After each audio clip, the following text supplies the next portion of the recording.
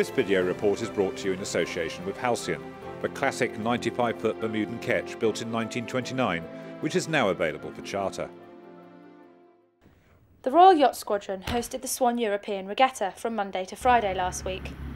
The 41 boats, which raced across 3 classes, enjoyed a fantastic mix of conditions throughout the week. In Class A, Ian Lang's Sassenach claimed the event victory after dominating the fleet for the week, with 6 out of 8 race wins. Silver in Swan's results picked up as the week went on, and it was enough to secure her second in class. Third place in Class A went to Noonmark 6.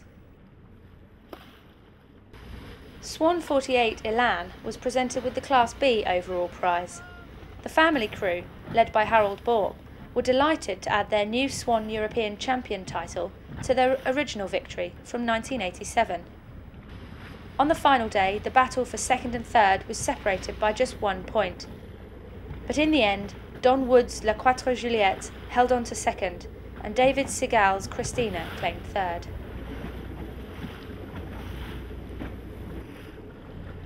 The Class C victory went to Alan Major's Moustique, who finished with a 4-point lead on French representatives Raoul Wolfier, with Cisney coming in third.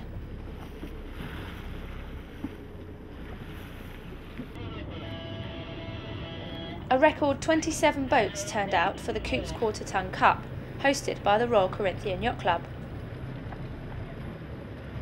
At the top of the fleet in the final stages of the regatta was Peter Morton sailing Anchor Challenge and Louise Morton on Espada.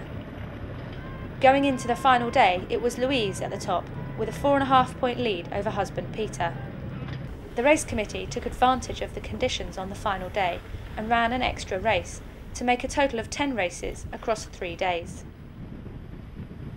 A poor start from Espada on the final day of racing saw Anchor Challenge climb half a point ahead.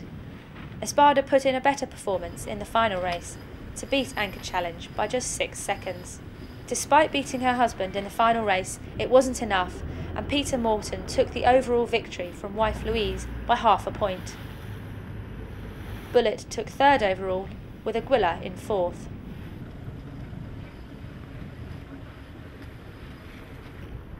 The Royal Southampton Yacht Club hosted the McGuigan Wines Round the Island double-handed race as part of their double-handed series. A record 112 boats set off from Cowes, split across 5 classes, with the first start at 7:30 on Saturday morning. It was a good beat west out of the Solent, with a westerly wind gusting up to 20 knots.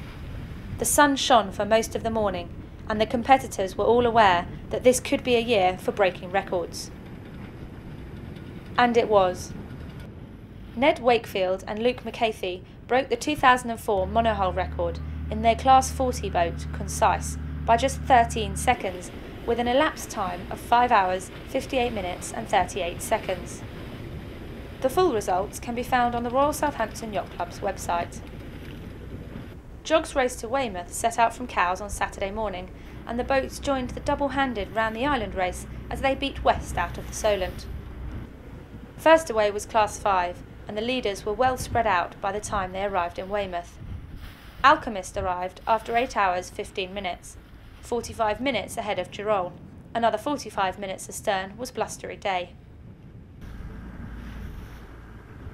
Class 4 was led home by Alaris, with Audacious 30 seconds astern and J2O in third.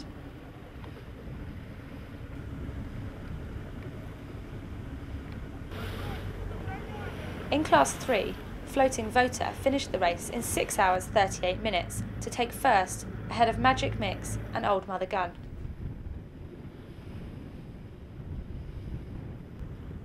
The Etchells Southern Area Championships were being run by the Cowes Corinthian Yacht Club on Saturday and Sunday.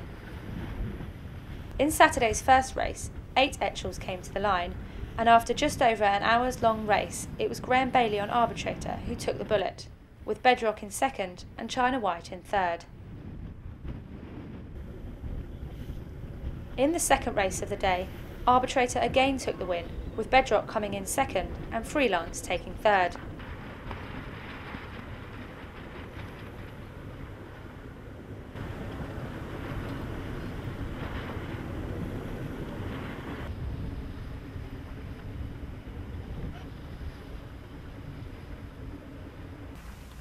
On Sunday, the strong winds were cause for concern, and the race committee went out to check the conditions as the boats waited in Shepherd's Wharf.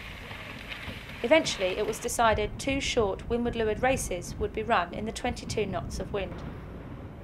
The weather proved too much for many of the Etchells, and some were seen returning to the shelter of the harbour before racing had even started. But 5 Etchells came to the line for the first race.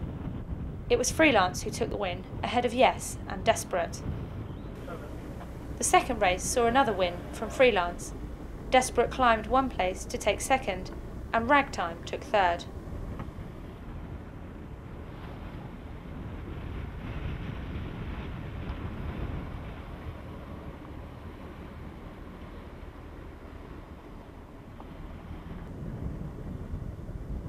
Mayhem were determined to race and got off to a good start.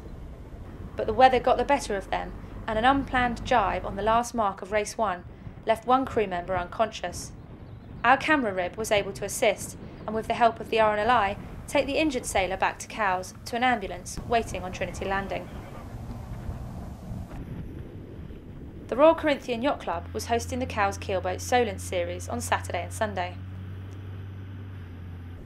On Saturday, 10 Darings came to the line, and the boats beat up to Gurnard Ledge against the tide through the large swell.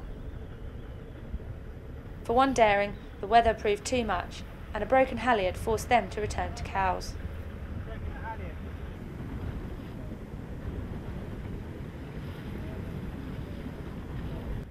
It was Dynamite who made the most of the 23-knot wind to take first ahead of Finesse, with Defiant in third. 5 Dragons started the race on Saturday, which unfortunately for fanfare coincided with the Red Jet leaving Cowes. They were caught on the wrong side of the ferry and got off to a poor start, which they couldn't recover from, and eventually took third. Supremacy took second, and Njord took first. The conditions were too much for Dilemma and Asa, who retired.